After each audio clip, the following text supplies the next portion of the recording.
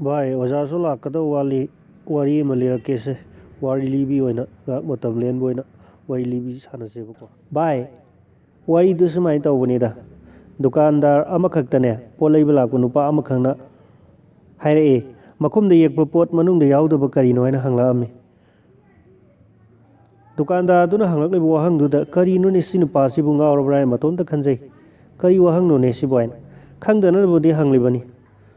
अदुबो दुकानदार दुदि मखुमदा येकपो पोत मनुंगदा यावदबदो करिनो खंगबा ngamdreba maduda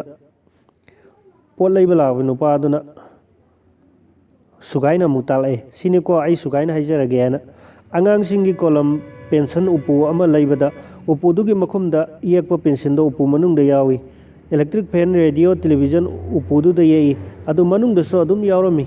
असुमना उपुददी येकलगा मनुंगददी यावदना पंगलैदा लैनबा पोत करिनो हाइबनीदा सिमाइना हाय मदु दुकानदार दुनने अमुकसो वखलदो खंथबा ngamdrabduda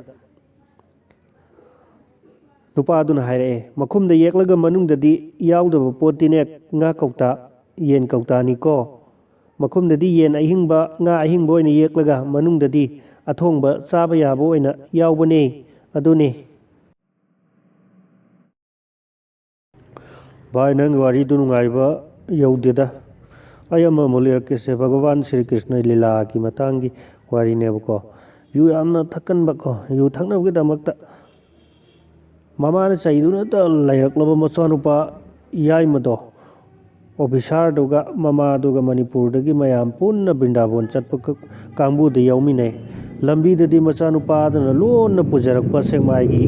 यु लिगली अमखक्तो ममागा फमिनबदगिने थक्निंगलबसु थक्पई खुदोंग चाबा सुफंग फंगद्रेबको